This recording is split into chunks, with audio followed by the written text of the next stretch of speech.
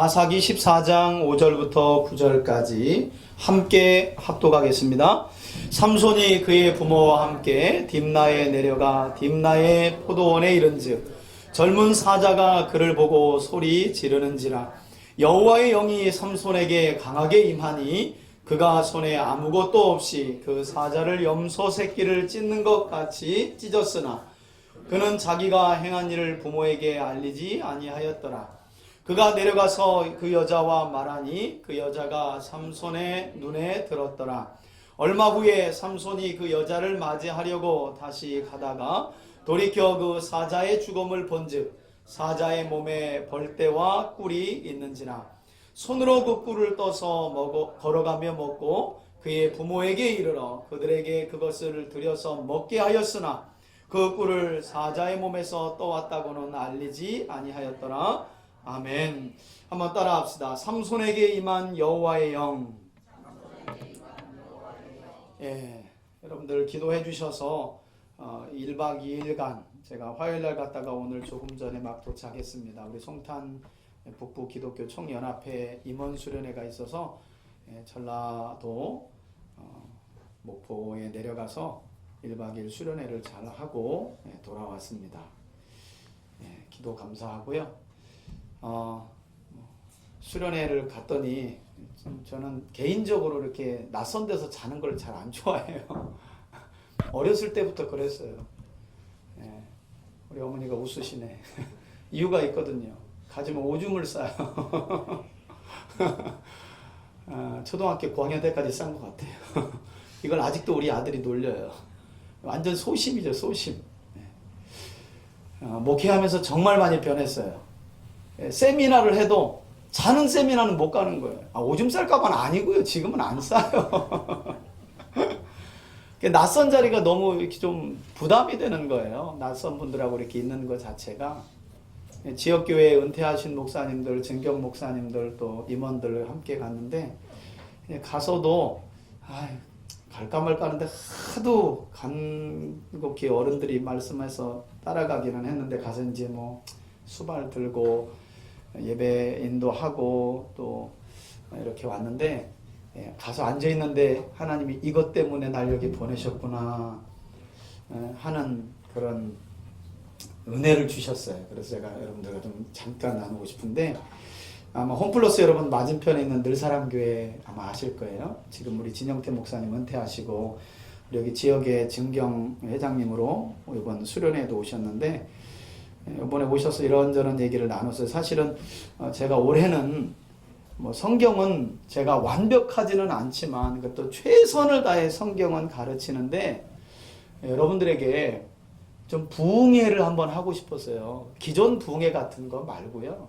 그것이 세미나든 부흥회든 단 은퇴하신 목사님들이 목회를 하고 개인적으로는 신앙생활을 하면서 잘했던 것, 아쉬웠던 것들 그걸 좀 진솔하게 한번 듣는. 근데 제 주변에 그렇게 많지 않아서 젊은 분들만 또 있고 그래서 그런 분들을 한번 모시고 여러분들과 한번 성경은 힘써 우리가 배우고 있으니까 신앙의 삶에 대해서 좀 은퇴하신 분들에게 좀 한 수 배우고 싶은 거예요. 저는 목회를, 여러분들의 신앙생활을. 근데 그분이 오셔서 진영태 목사님이 설교를 하시는데 그 전에 그러는 거예요. 이건 설교와 상관없는 여담이니까 또 오늘 뭐 본문과도 관련이 있을 수 있는데 그분이 그런 거예요. 은퇴하고 나니까 그렇게 언제 주일 설교 안 하고 좀 편하게 주일을 보내나 했는데 제일 고민이요. 이번 주는 어디 교회에 가야 되나. 목사인데. 최고 힘든 점이라는 거예요. 오늘은 사모하고 어디 교회에 가야 되나. 지금 수원에 그나마 한 3년 또 개척하시다가 젊은 분한테 남겨주고 이제 완전히 은퇴하셨는데 그러면서 그분이 하는 얘기가 있어서 제 마음에 이렇게 너무너무 찔리고 또 감동도 되고 도전의 또 채찍 역할도 하는 거예요. 큰 교회 작은 교회를 수년을 다녔다는 거예요. 근데 이제 목사님은 나름 이제 또 자신을 돌아보면서 또 나름 자신이 위로받는 그런 내용이었던 것 같은데 그분이 깜짝 놀란 게 목사님들이 너무 설교 준비를 안 하고 올라가더라는 거예요. 그래서 그분이 하는 얘기가 이제 다 연로하신 목사님들 앉혀놓고 이제 우리 젊은 목사님들 앉혀놓고 성도들 불쌍한 줄 알아. 근데 그 말이 너무 마음에 이렇게 확 와닿는 거예요. 나름 최선을 다한다고 하고 열심으로 여기까지 달려왔다 하는데 하나님이 다시 한번 제 마음에 채찍질을 하시더라고요. 힘든 일상을 보내면서 피곤한 하루를 보내고 저녁에 그래도 예배 자리를 지키는 성도들을 생각한다면 그냥 올라가면 안 된다. 대충 해서 올라가면 안 된다. 그러면서 그분이 나도 저랬나 하면서 회개도 되고 후회도 되고 다시 한번 기회가 주어진다면 최선을 다할 것 같은데 이미 기회는 없고 그러면서 이제 저희 젊은 목사님들 보고 몇 분 안 되지만 언제 은퇴하나 이 생각하지 말고 최선을 다해라. 최선을 다해. 최선을 다해서 그분이 하는 얘기가 그러더라고요. 새벽 예배 어지간해서 안 빠지고 주일 오전 오후 수요일 금요일 하면 여러분 1년에 저하고 여러분하고 설교로 얼마나 만나는 줄 아세요? 500회 이상 만나요. 500번 이상 만나는 거예요. 500번 이상. 근데 그게 횟수가 많다고 핑계가 되면 안 된다는 거예요. 그 500회 동안 하나님 앞에 나와 목사님 설교를 듣는 성도들을 불쌍히 여긴다면 정말 최선 다해라.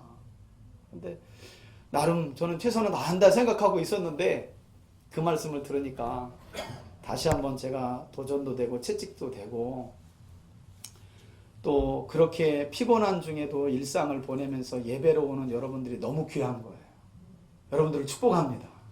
예, 그래서 너무 귀하고 또 한편으로는 또 감사하고요. 그러면서 그분이 그래요. 20년 이상은 목회하지 말라고. 한 목사가 한 교회에서 그 정도 했으면 됐지 뭘 20년 이상의 욕심이라고 하면서 그러니 최선을 다해서 열심히 하고 때가 되면 또 이제 본인이 그렇게 은퇴하셨으니까 또 할 말은 있는 거예요. 그러니까 또 아들에게 물려주신 분들은 아주 불쾌해가지고 별로 안 좋은 거예요.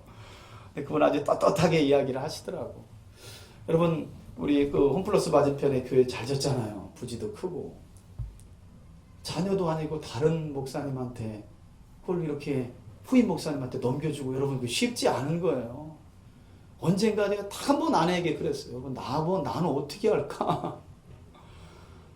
나는 어떻게 해야 되지? 제 마음에요. 크지 않았으면 좋겠어 교회가.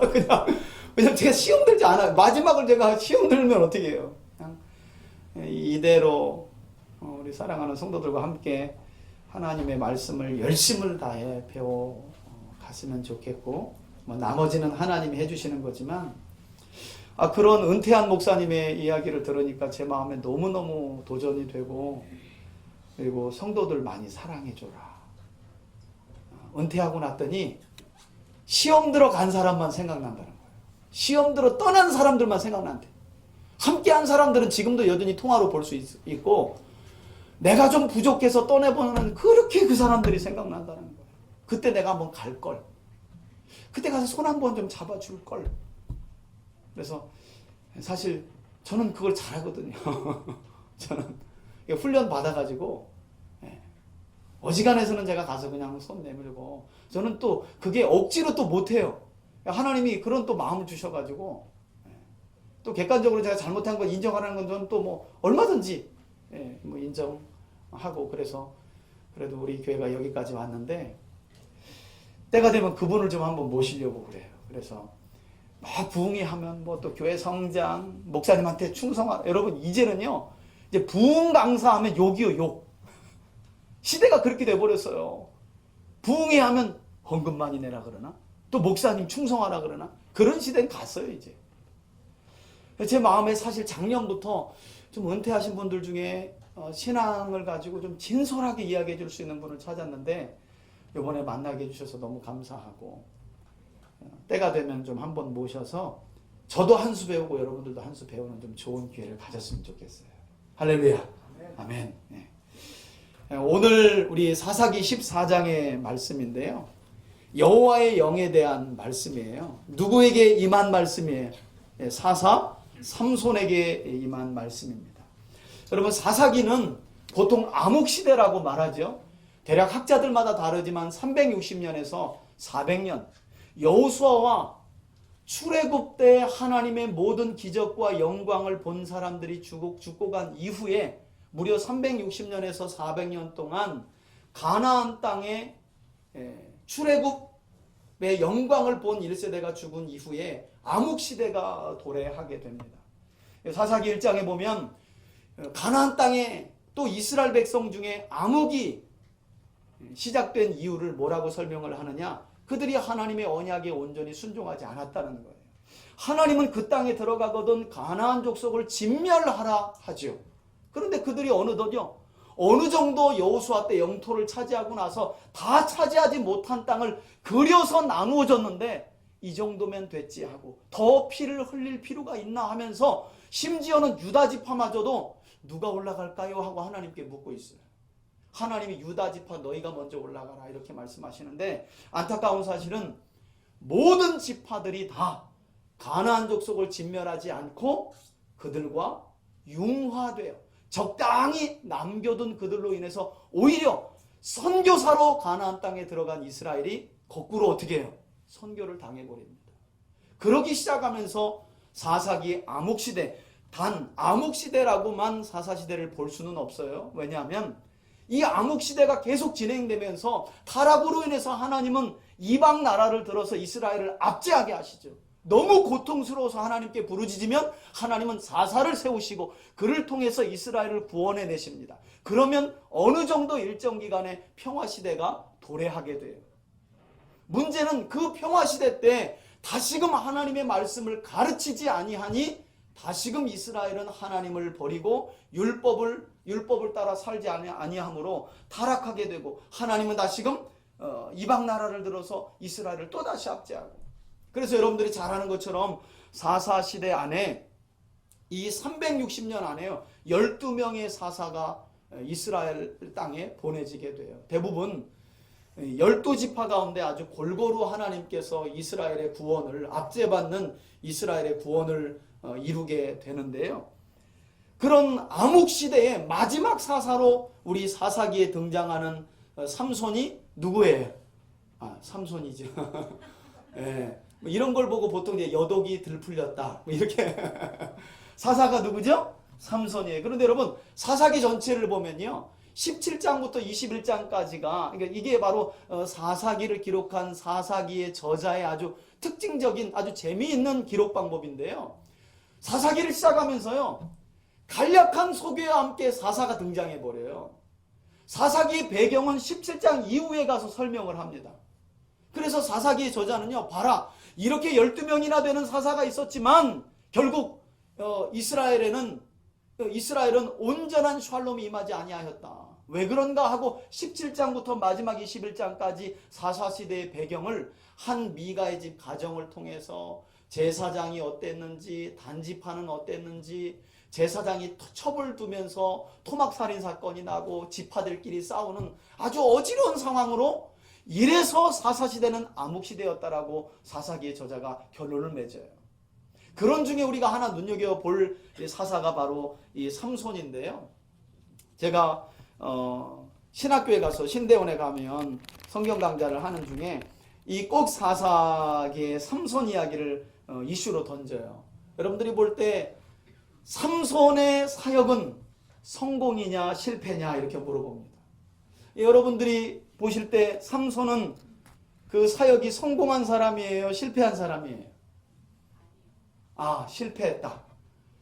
한번 이게 답이 없는 거니까 물어보면 이렇게 긴장하시고 답을 또 틀리면 여러분 이거 틀린다고 뭐 대학 못 가고 그러진 않아요. 자, 여러분들 개인적으로 그냥 알고 있는 삼손에 대해서 제가 알고 싶은 거예요. 나에게 있어서 삼손은 믿음의 본이 되는 사람이다. 믿음의 조상이다. 이런 사람 한번 손 들어보세요. 믿음의 조상이다. 없네요 아무도. 뭔가 꼼수가 있는 질문인가? 이런 생각 말고요. 그냥 본이 되지 못한다 한번 손 들어보세요. 본이 되지. 삼손은 잘 본이 되지 못한다. 나머지는요. 우리 친척 아니다 뭐 이런 건가요? 나하고 상관없다 뭐 이런 건가요? 여러분 많은 분들이요. 여러분과 같은 정서를 가지고 있어요. 어떤 마음으로 가지고 있냐면 사사기 본문을 보면 삼손은 본받을 만한 사람이 아니에요. 그런데 삼손이야말로 믿음의 조상이지요 라고 아주 철석같이 믿고 있는 분들이 믿는 구절이 있기 때문이에요. 자, 여러분 신약으로 한번 가보세요. 자, 여기 책갈피를 한번 펴보고요. 오늘 내용을 알려면 히브리서를 먼저 가야 되니까 히브리서로 한번 가보셔요. 히브리서 11장에 보면 믿음의 조상들, 고난 중에 하나님의 약속을 바라보면서 고난을 이겨낸 믿음의 조상들이 아벨부터 나오죠. 32절 보십시오. 자, 아주 긴 이야기 동안 히브리서의 기자는 우리 믿음의 조상도 이와 같이 고난을 묵묵히 이겨내며 하나님의 약속을 바라보고 승리하는 삶을 살지 않았느냐 하면서 31절에 기생 라합 이야기하고 32절에 더 이야기한다는 거예요. 32절 읽어봅시다. 시작. 내가 무슨 말을 32절이요. 시작. 내가 무슨 말을 더 하리요? 기드온, 바락. 그 다음 누구요? 동그라미 쳐야 되기 때문에 삼손, 그 다음에 사사, 입다, 그리고 나서 다윗, 그리고요 사무엘과 선지자들의 일을 말하려면 이거 믿음 안에서 고난 중에 하나님 약속 바라보고 그 고난을 이겨낸 사람들 말할 시간이 다 뭐하대요? 예, 부족하대요. 그런데 여기 보니까 우리가 잘 아는 믿음의 조상 이름 안에 누가 들어가 있는 거예요? 삼손. 여러분 이것 때문에요, 결정적으로 절반 가까운 분들은 결국 삼손은 믿음의 조상 안에 들어가 있으니, 성경이 그렇게 결론을 내고 있으니 믿음의 조상으로 인정해야 되는 것 아니냐라고 말씀하고 있어요. 제가 결론부터 말씀을 드리면 여러분, 우리가 생각하는 믿음의 조상과 히브리서 11장에서 히브리서 기자가 말하고 있는 믿음의 조상은 좀 달라요. 우리가 말하는 믿음의 조상은요, 도덕적이나 윤리적이나 신앙적으로 도무지 흠이 없는 어떤 그런 대상으로 히브리서 11장을 우리가 보고 있어요. 그런데 그렇지 않아요. 히브리서 11장은 믿음의 사람들이 윤리적, 도덕적 또 그 삶으로 흠이 없어 완전히 본이 될 만한 사람들의 이름을 믿음의 조상으로 거론하고 있지 않다는 거예요. 히브리서 11장은요, 하나님이 그렇게 어려운 때마다 하나님의 사람을 통해서, 하나님의 사람들을 통해서 결국 여기까지 하나님의 구원의 역사를 이루어 왔으니, 지금 이 히브리서의 편지를 받는 초대교회 성도들, 유대인들이죠. 유대인 그리스도인들, 너희도 이 믿음의 조상을 본받아 이 지금의 고난과 환난을 잘 통과해야 된다. 왜? 하나님이 여기까지 구원의 역사를 이루어 오셨다. 그걸 설명하려고 믿음의 조상들 이야기를 하는 거지, 이 히브리서 11장에 이름이 들어갔다고 흠이 없고, 여러분 다윗 생각해 보세요. 모세는 어때요? 살인자 아니에요. 다윗은 간음하고 살인한 사람. 그래서 히브리서 11장의 내용을 가지고 삼손에 대한 평가를 하면 대부분 그 내용을 그냥 믿음의 조상 안에 삼손이 들어가 있네? 그러니까 삼손에 대한 평가는 어떤 거예요? 삼손은 믿음의 조상에 올려야 된다, 이렇게 보는 거예요. 그러나 제가 말씀드린 것처럼 히브리서에서 히브리 기자가 말하고 있는 삼손이라는 인물 외에도 많은 믿음의 조상들의 이름은 그들이 도덕적으로나 윤리적으로나 또 신앙적으로 흠이 없어서가 아니라, 흠이 없다는 그런 믿음의 조상으로 이름을 거론하는 게 아니라, 하나님의 구원의 역사가 오기까지 이렇게 많은 사람들이 고난 중에 약속을 바라보고 이겨냈다, 이걸 이야기하는 거지, 도덕적으로나 윤리적으로나 신앙적으로 전혀 의미 없다, 이것이 아니라는 거예요. 그러면 삼손에 대한 평가를 가지고 히브리서 가지고 결정할 수 있다 없다? 없는 거죠. 그럼 결국 어딜 봐야 하느냐? 사사기 본문을 봐야 하는 거예요. 그런데 오늘은 삼손에 대한 이야기보다는 삼손에게 자꾸 임하는 여호와의 영에 대한 이야기니까, 사실 여러분 삼손에 대하여 긍정적인 평가, 물론 결과적으로만 보면 그래요. 결론만 보면 긍정적으로 삼손을 평가할 수밖에 없어요. 결론만 보면. 왜? 하나님이 삼손을 세우시고 아이가 없는 마노아의 가정에 가서 나실인의 규례를 가르쳐주고 그걸 약속받으면서 삼손을 주실 때에 어떤 말씀을 하시냐면, 이 아이를 통해 내가 블레셋으로부터 이스라엘을 구원해 내리라 그러거든요. 실제로 삼손은 죽음을 통해서, 결론적인 이야기지만 죽음을 통해서 블레셋이라는 나라를 아주 약화시킵니다. 그래서 이스라엘의 구원에 큰 역할을 하게 돼요. 그래서 결론적으로 보면 긍정적인 평가지만 과정이 우리가 좀 그 과정, 삼손이 그 구원의 과정을 맺어가는 결말을 맺어가는 과정은 우리가 꼼꼼히 살펴볼 필요가 있다는 거예요. 삼손의 사역을 긍정적으로 보는 또 한 가지, 아까 히브리서에 대한 오해는 제가 풀어드렸죠. 그것 가지고 평가할 수는 없다. 또 한 가지가 바로 오늘 주제예요. 여호와의 영이 계속 임하는 거예요. 삼손에게. 그래서 그를 통해 자꾸 블레셋 사람들을 죽여요.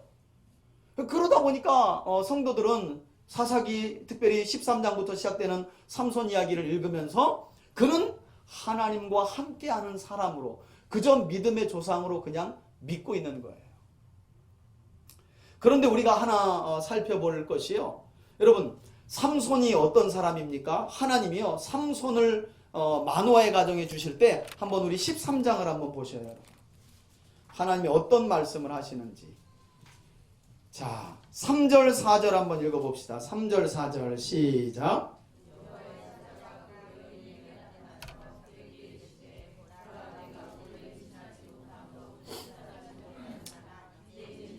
아들을 낳으리니 그러므로 너는 삼과 포도주와 독주를 마시지 말며 어떤 부정한 것도, 계속해서요, 보라 내가 임신하여 아들을 낳으리니 그의 머리 위에 삭도를 대지 말라. 이 아이는 태에서 나옴으로부터 하나님께 바쳐진 뭐라고요?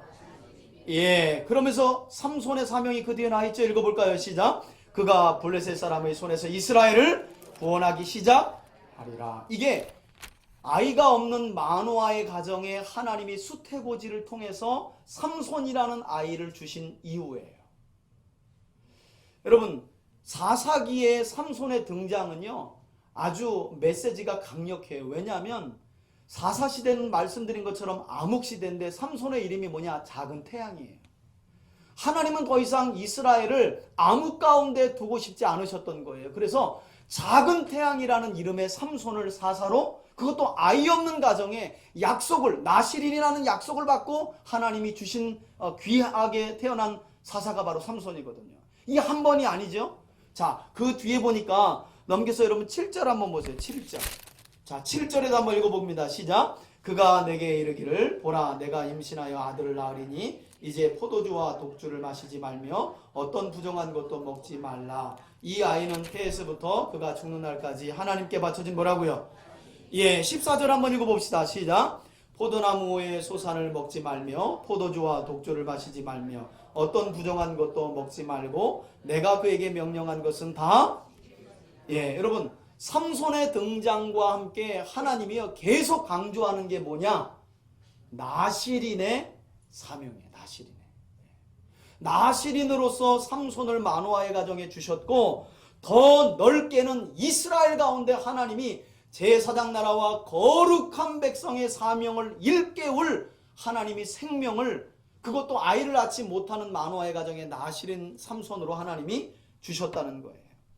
그런 삼손이, 성경은 너무 재미있는 게요, 삼손이 자라나는 과정은 또 생략해버려요.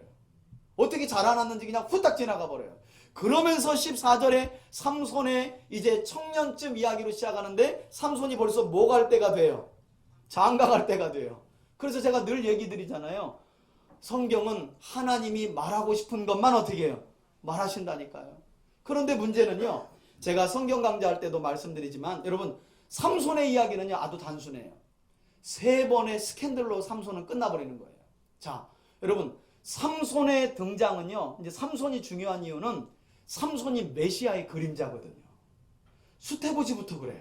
그죠? 우리 예수님이 수태고지를 통해서 마리아에게, 그죠? 아들을 낳을 것이니 저가 자기 백성을 그들의 죄에서 구원할 자라, 이름이 예수라고 하고 임마누엘이라고도 하는 이름을 하나님께서 수태고지를 통해 예수님께 주실 때 그 예수님의 예표가 되는 구약의 인물 중에 한 사람이 바로 삼손이에요. 삼손. 그래서 여러분 그 내용이 매우 길어요. 이제 그러다 보니까 그런 메시아의 그림자로 삼손을 또한 해석하다 보니까 삼손의 이 삶의 부정적인 면을 다 눈감아 버리려 하는 거예요.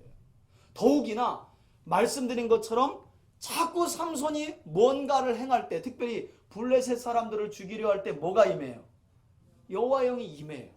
그런데 여러분 여기서 중요한 것은 우리 성경을 보면 갑자기라는 말이 그 앞에 강조되어 있어요. 갑자기라는 말이.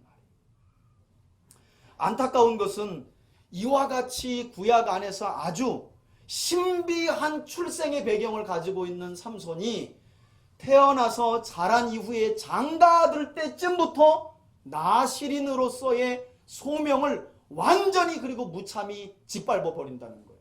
제일 처음인 그 발단이 바로 딥나에 내려가서 블레셋 여인을 취하는 거예요.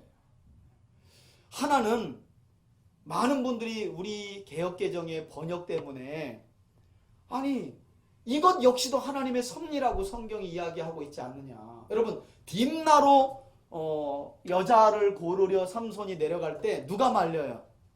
부모가 말리죠. 이스라엘 중에도 여인이 있고 너는 뭐라고요?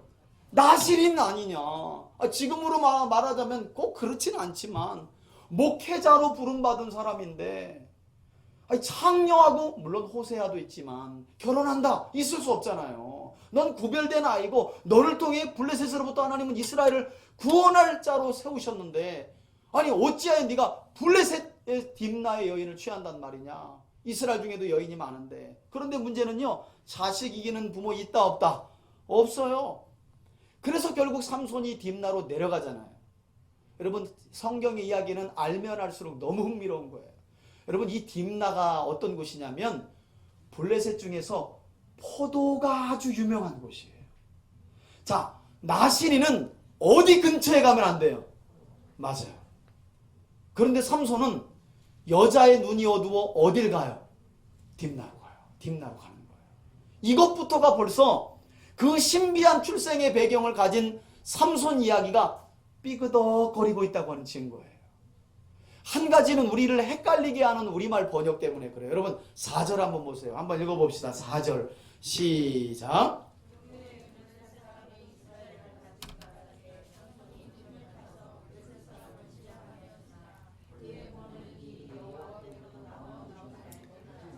여러분 이 말을 들어보니까 삼손이 딥나의 여인을 취하러 가는 것은 삼손이 정욕 때문에, 개인적인 정욕 때문에 그런 거예요? 배후에 하나님의 섭리가 있대요?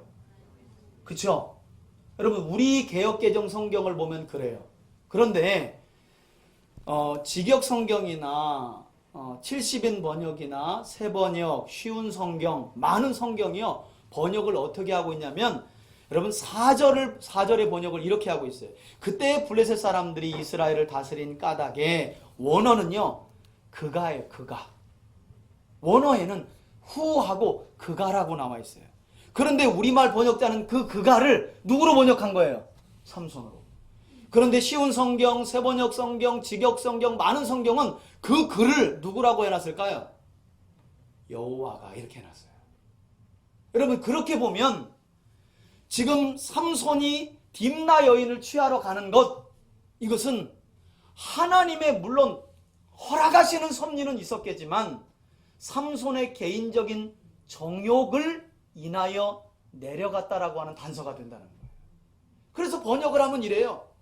그때 블레셋 사람이 이스라엘을 다스린 까닭에 여호와께서 틈을 타서 블레셋 사람을 치려 함이었으나 삼손의 부모는 이 일이 하나님께로부터 나온 것인 줄을 알지 못하였다.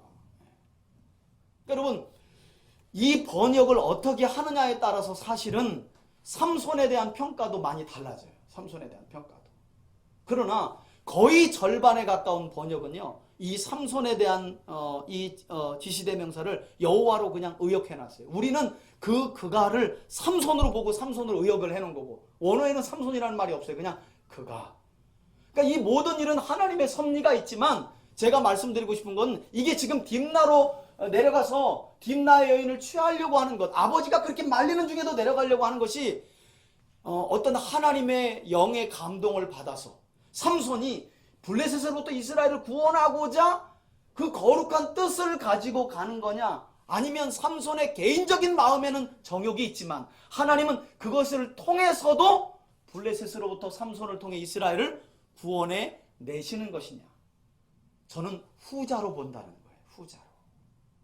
그래서 여러분 오늘 우리가 함께 배울 이 삼손에게 임하는 그 영, 여러분 결국 이렇게 해서 삼손이 내려가잖아요. 5절 보세요. 삼손이 그의 부모와 함께 딥나로 내려가 딥나의 포도원에 이른즉 누가 나타나요? 예. 여러분 성경이 왜 이런 이야기를 하고 있을까요? 이것이 하나님의 섭리라면 포도밭에서 딥나로 내려가는 길은 포도밭을 지나지 않으면 내려갈 수 없어요. 하나님의 섭리라면서요. 우리말 성경이 그러잖아요. 이게 하나님의 다 뜻이었다. 단 삼손의 부모는 몰랐다. 그런데 왜 딥나의 포도밭을 지나가는데, 딥나로 내려가려면 포도밭을 반드시 지나가야 되는데 왜 사자가 거길 못 지나가게 하냐고요. 자, 이런 단서가 바로 삼손은 지금 하나님의 영에 감동돼 딥나로 내려가는 것이 아니라 삼손 개인의 정욕을 위하여 내려가고 있다는 거예요. 그래서 하나님이 너 나실인으로서 포도밭 근처에도 가지 마 하면서 한 뭐를 보내는 거예요? 사자. 그러니까 제가 늘 성경 강좌 때 이야기하지만 성경에는 참 사람보다 나은 짐승들이 많다니까요. 그래서 아무튼 시골에서 살다 보니까 아무튼 여기저기 싸우는 얘기가 막 들리잖아요. 시골에는 담도 넘고 그러면 지나가다 보면 아줌마 아저씨들 싸움, 저 개 같은 인간, 개 같은 인간, 확함도 부부 싸움을 막 해. 그땐 다 들렸어. 너 개 같은 인간아 막 이러면서 막 싸워. 그런 거 보니까 저는 어렸을 때 개 같은 인간도 있나 보다. 그건 좀 나아. 개 같은 인간은 어떤 집을 또 지나가니까 뭐라 그래요? 저는 개만도 못한 인간도 이래. 여러분 성경에 보면 실제로요 짐승만도 못한 우리 인간의 모습이 너무 많이 등장을 해요. 여러분 하나님이요 정욕의 눈이 어두워 딥나로 내려가는 삼손을, 나실인 삼손을 막으려고 젊은 사자 하나, 이게 이제 젊은 사자라는 말이 이것도 역시 의역인데요. 여러분 히브리어 원어에 보면 그냥 갈기가 있는, 그러니까 숫사자, 갈기가 있는 건 숫사자죠. 원어는 숫사자예요. 그러니까 힘이 센 이런 말이에요. 왜? 삼손이 보통 사람이 아니잖아요. 그러니까 센 거 갖다가 이렇게 놔야지. 젊은 사자 그러니까 또 어린 사자인 줄 알고. 여러분 어린 사자는 그 삼손 못 막아요. 갈기가 있고요. 응 해야 삼손이 어이구 무서워서라도 가지. 지금 포도원을 지나가려고 하는데 지금 하나님 마음은 급한 거예요. 나실인으로서의 정체성을 삼손이 살 때 암흑시대를 살아가는 이스라엘이 제사장 나라와 거룩한 백성으로서의 사명을 일깨울 수 있거든요. 그런데 지금 그런 아주 신비한 출생의 배경을 가진 나실인 삼손이 하나님의 나실인의 규례를 아무렇지도 않게 여기면서 딥나로 내려가려고 하니 하나님이 급한 마음에 갈기가 있는 숫사자를 포도밭 앞에 세워서 으르렁거리는데, 문제는 여러분 이미 삼손은 정욕이 그 모든 마음을 붙잡았어요. 사인이 없어요. 왜 포도밭 앞에서 사자가 나타나 으르렁거리는지를 몰라요. 지각이 없어요 이미. 그래서 그 자리에서 어떻게 해요? 사자를 어떻게 해요? 찢어 죽이죠. 그런데 문제는 이게 우리를 자꾸 헷갈리게 하는 게, 이때 누가 임하시는 거예요? 예, 하나님의 영이 여기 14장 6절에는 강하게인데요. 여러분 이때 하나님의 영이 또 임하고요. 우리 그대 한번 넘겨볼까요? 자, 14장 19절 한번 보셔요. 이제 딥나의 여인을 아내로 취할 때 결혼식 중에 수수께끼를 베풀고, 그 수수께끼를 결국 이 들러리로 함께한 청년들이 딥나의 여인을 괴롭게 함으로 답을 알려줘서 삼손이 아주 홧길에 다시금 블레셋 나라 중에 도시국가 중에 하나인 아스글론에 내려가서, 여러분 19절 한번 읽어볼까요? 시작. 여호와의 영이 삼손에게 어떻게 해요? 예, 갑자기 임하심에. 여러분 15장에 가시면 또 한 번 블레셋 군인들이 유다 사람들과 함께 삼손을 결박하여 블레셋 사람들에게 넘겨줄 때 하나님의 영이 또 한 번 임하는데 14절 한번 읽어봅시다. 시작. 15장 14절 시작. 삼손이 레이의 이름에 블레셋 사람들이 그에게로 마주 나아가며 소리 지를 때에 여호와 영이 삼손에게 어떻게 해요?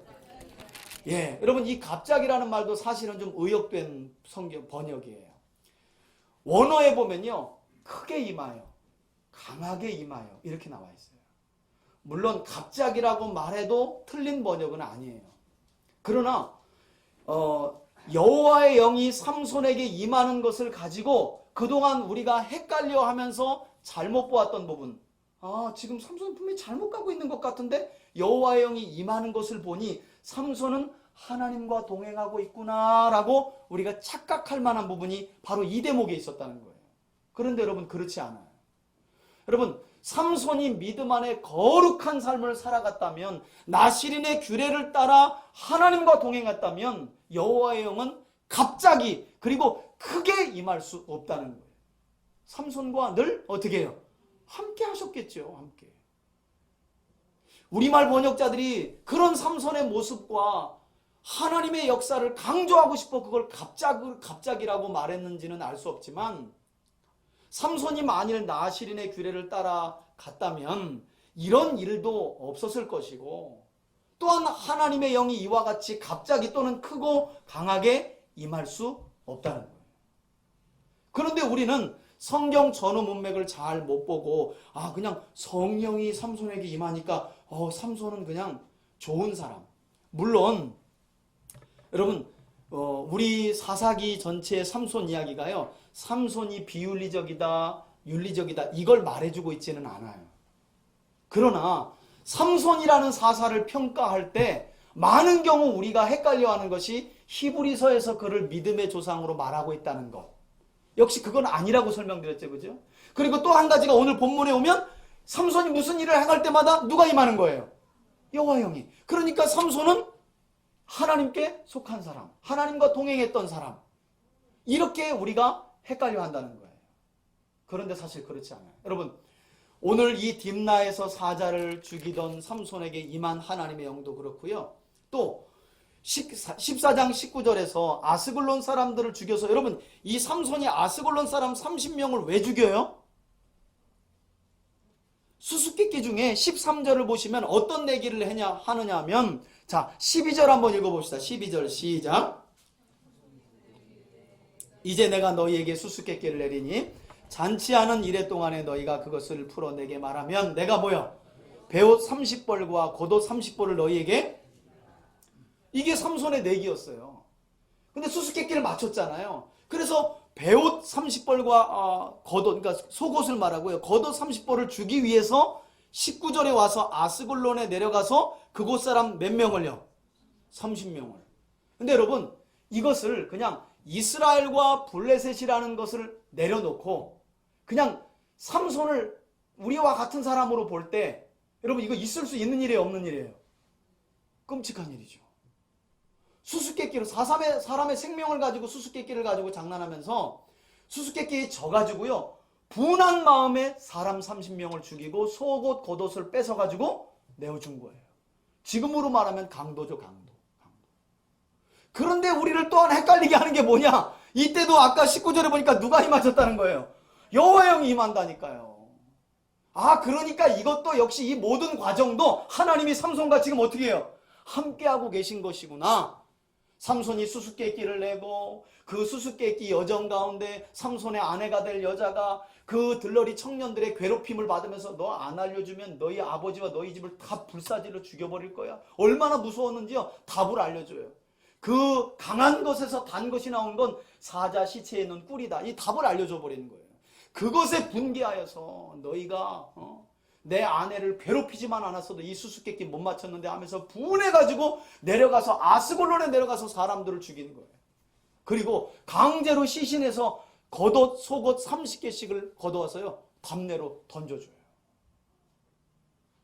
문제는 거기에서 여호와 영이 또 임했다는 거예요. 그러니까 이것도 역시 하나님의 섭리. 그리고 또 하나는 15장에 보면 그 이후에 여러분 이 딥나 여인에게 실망해가지고 삼손이 집으로 돌아갔다가 그래도 첫사랑이 참 그립잖아요. 그래서 다시 올라가. 그랬더니 그 딥나 여인의 아버지가 뭐라 그래요? 이미 네가 싫다고 놓고 가서 그 여자 다른 집에 보냈다. 내가 둘째 딸 있는데 너 둘째 딸 내가 줄게. 그랬더니 삼손이 또 어떻게 해요? 화가 나가지고 15장 4절에 한번 보십시오. 삼손이 가서 여우 300마리를 붙들어서 꼬리와 꼬리를 메고 횃불을 가져다가 꼬리 사이에 두어가지고 그때가 추수 때인데 타작마당을 싹 돌아다니게 함으로요 블레셋의 그 논과 밭을 싹 태워버리는 거예요. 이 일로 인해 가지고 전쟁이 발발하게 되고요, 블레셋 군대가 여러분 9절 이후에 보면요 이 레이라고 하는 곳에 올라와가지고 진을 치고 유다 사람들을 협박하는 거예요. 삼손 내주지 않으면 너희 다 죽여버리겠다고. 그래서요, 도망가 있는 삼손을 또 유다 사람들이 설득하고 죽이지는 않고 꽁꽁 매서 블레셋 사람들에게만 내어줄 테니 나와라. 삼손이 진짜냐? 약속 지켜라 하고 삼손을 매죠.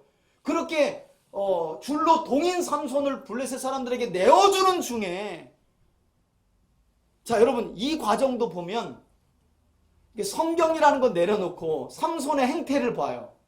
화가 나서 내려갔다가 다시 마누라 찾으러 왔는데 이미 아버지가, 친정아버지가 다른 사람한테 준 거야. 둘째 딸 준다니까 이런 샹 이러면서 어떻게 해요? 그냥 처가 동네를 싹 다 불사질러 버린 거예요. 아니 여러분, 이게 하나님의 섭리예요. 왜 우리가 그렇게 해석을 해요? 그 뒤에 보니까 여호와의 영이 또 뭐예요? 임해요. 그러니까 그 모든 과정을 우리는 하나님의 섭리구나. 하나님이 삼손과 함께 하시고 주도적으로 삼손을 이끌고 있구나. 그 모든 배후에 하나님이 계시구나. 이렇게 그냥 해석해 버린다는 거예요. 왜? 그들이 묶어 넘겨줄 때 삼손이요, 갑자기 우리 조금 전에 읽었지만 14절에 보세요. 다시 한번 볼게요. 삼손이 레위의 이름의 블레셋 사람들이 그에게로 마주 나가며 소리 지를 때에 여호와의 영이 삼손에게 어떻게 해요? 여러분, 여기서도요, 크게 임하여 강하게 임하여 이런 말이에요. 갑자기 임함에 그가 팔 위에 밧줄을 던져가지고요, 그 자리에서, 여러분 여기 한 번 더 나오잖아요. 나시린의 규례 중에 하나가 또 뭐죠? 삭도는 맨 마지막에 나오는 거고, 죽은 뭐야? 부정한 것에 손댈 수 없어요. 그런데 여러분, 아니 산 나귀의 턱뼈를 가지고 어떻게 할 수 있어요? 없어요? 없잖아요. 근데 죽은 나귀의 턱뼈를 가지고 삼손이 블레셋 사람들을 몇 명이나 죽였대요? 1000명이나. 1000명이나 자기 화를 참지 못해 벌어진 일을 또 수습하는데, 문제는 또 이것도 아닌 것 같은데 또 여기서 여호와의 영이 임하니까 이것도 또 하나님의 섭리인가 보다 하고 우리가 헷갈린다는 거예요. 근데 여러분, 알고 나면 여호와의 영이 왜 삼손에게 크게 임하고 강하게 임하며 갑자기 임하였는지를 알 수 있어요. 여러분, 지금요, 하나님이 하시려고 하는 일은 딱 한 가지예요. 자기 백성 이스라엘을 누구 손에서요? 맞아요. 그것 때문에 하나님이 세우신 삼손이 지금 하나님의 구원을 이루는 과정은 하나님의 마음에 뭐예요? 옳지 않은 거예요. 여러분, 그 뒤를 보세요. 삼손이 16장에 가보면 어디가 있어요? 기생집에 가 있잖아요. 이제 이 정도 되면 벌써 간이 배 밖에 나왔다는 거 아니에요? 나시린이. 기생집에 가서 밤새 술 먹고 있어요. 그런데 그곳에 스파이가 숨어 있다는 것을 알고 3절에 보면 아주 우스꽝스러운 말이 나오죠. 한번 읽어볼까요? 시작. 삼손이 밤중까지 누워있다가 그 밤중에 일어나 성 문짝들과 두 문설주와 빗장을 빼어가지고 그것을 모두 어깨에 메고 어디요? 헤브론 앞산 꼭대기까지 가니라. 이러니까 이 내용이 무슨 얘기인지 여러분 잘 몰라요. 여러분, 삼손이 가사가 역시 블레셋의 5도시 중에 한 도시거든요. 술집에 간 거예요. 나시린이. 우리로 말하면 원정 도박, 원정 술집 간 거예요. 타국에 가서.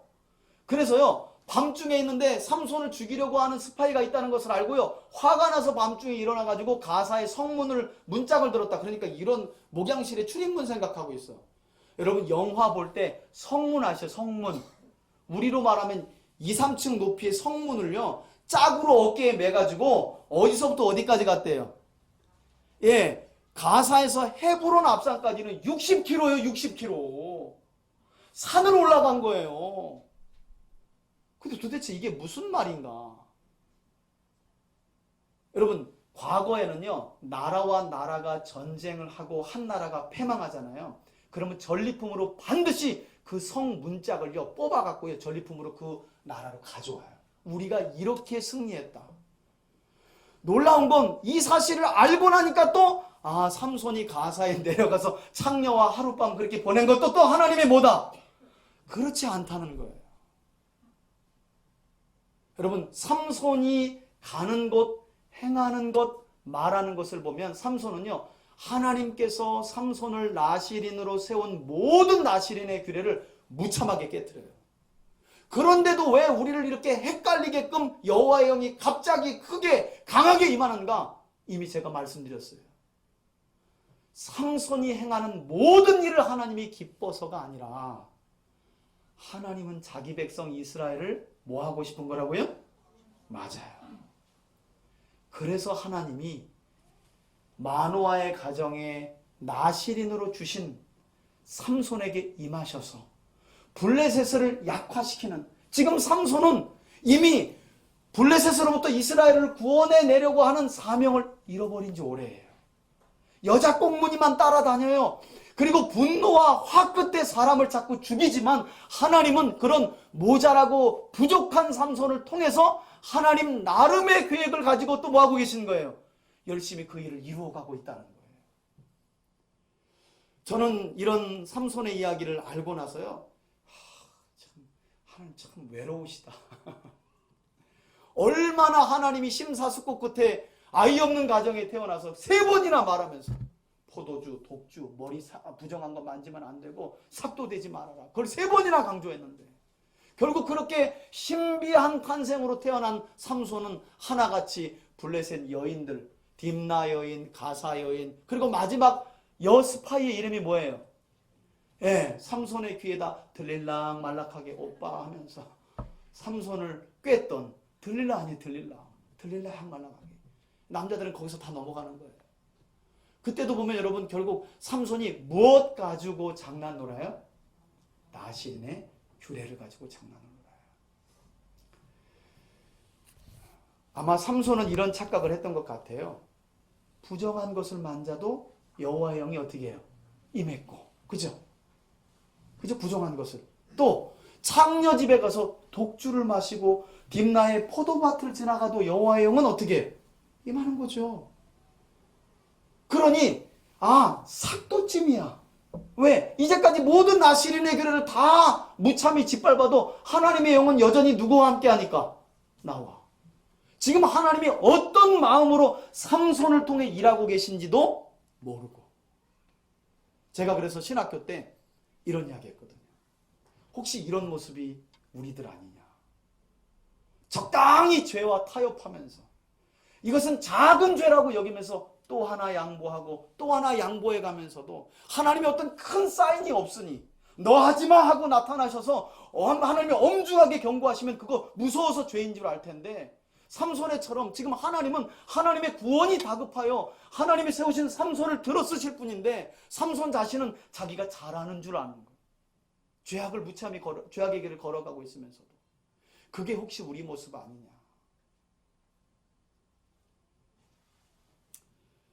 그래서 많은 분들이 이 갑자기 크게 강하게 임하는 이 여호와의 영 때문에 삼손의 이야기를 그냥 전체로 삼손은 하나님과 동행한 사람, 믿음의 사람, 이렇게 평가하고 있다는 거예요.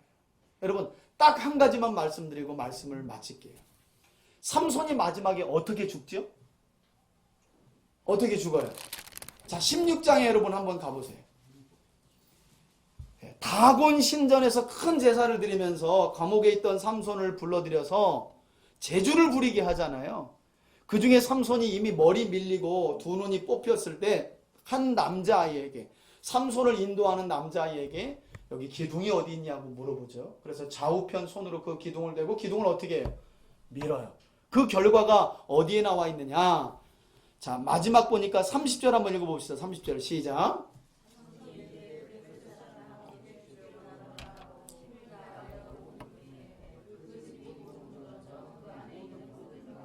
온 백성에게 덮이니 삼손이 죽을 때에 죽인 자가 살았을 때에 죽인 자보다 더욱. 자, 여러분 이 결과를 가지고 삼손은 결과적으로는 구원 사역을 이루었다라고 긍정적인 평가를 하지만, 자, 삼손이 이 구원의 사역을 이루는 과정은 우리가 본받을 수 있어요, 없어요? 없지요. 본받아서도 안 되고, 그죠? 그러나 하나님이 그런 왜 본받지 못할 행동을 하는 삼손에게 왜 갑자기 임했다고요? 자기 백성의 구원을 위해서 임한 거예요.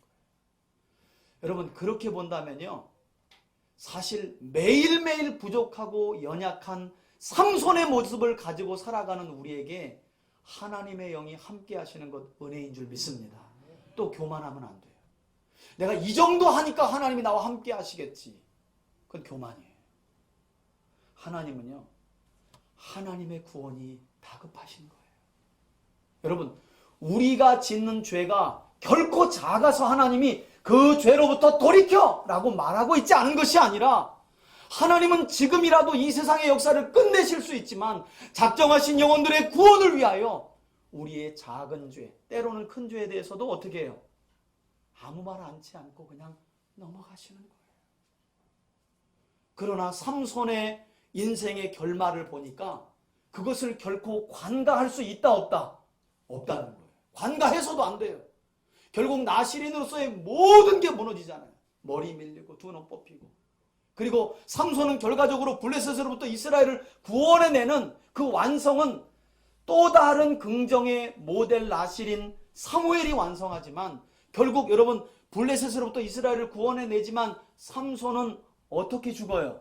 다곤 신전에 어떻게 해요? 예, 깔려 죽는 거예요.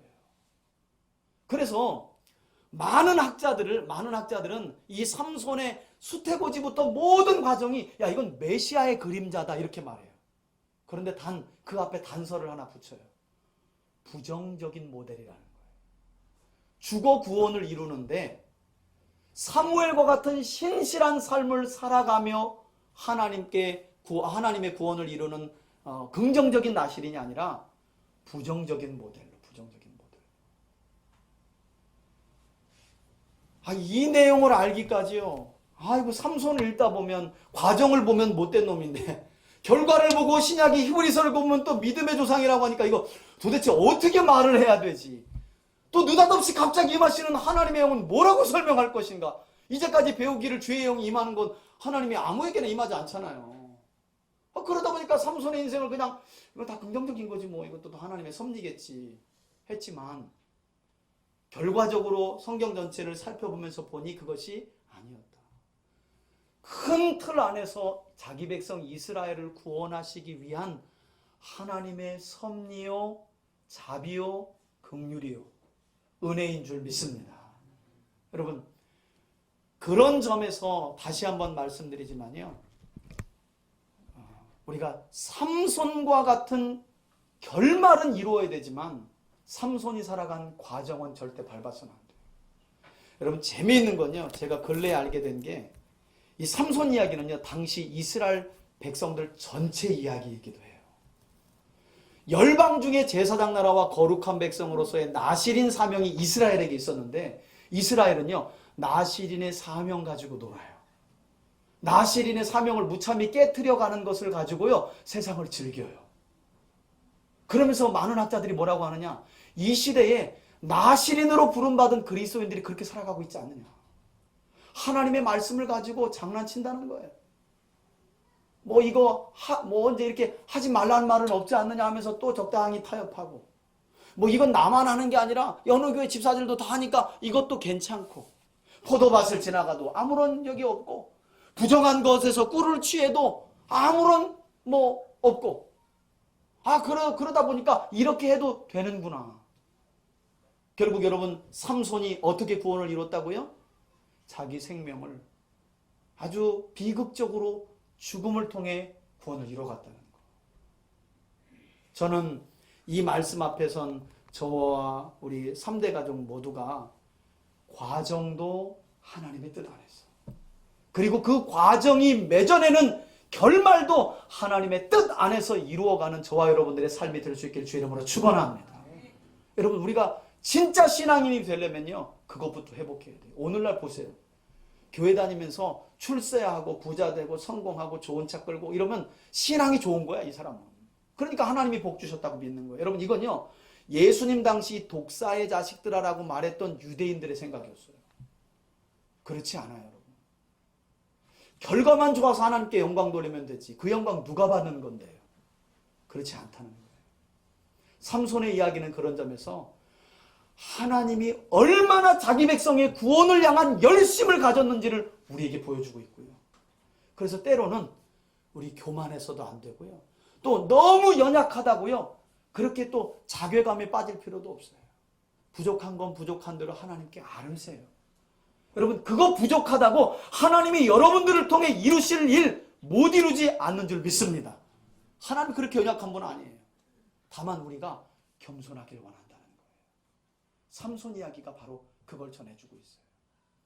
또 한 가지 감사할 것은 삼손 같은 인생과 별반 다름없는 인생을 살아가는 우리에게 여전히 성령이 함께 계시고 지금도 우리를 통해 하나님의 일과 하나님의 뜻이 이루어져 가고 있음에 감사하시고, 그것에 그냥 감사하면서 이 정도는 살아도 되겠지 이러지 마시고, 삶 가운데 타협하고 작은 죄라도 성령께서 깨닫게 하시는 것이 있으면 그것을 빨리 내려놓고 이 시대의 거룩한 나시린으로 강하고 크고 갑자기 하나님의 영이 임하여 사는 사람들이 아니라 늘 성령이 함께 하시고, 할렐루야, 동행하시고 갑자기 임하는 것이 아니라 늘 여러분과 함께 하심으로 하나님의 구원의 역사가 여러분들을 통해 많이 일어날 수 있기를 주의 이름으로 축원해 드립니다. 아멘.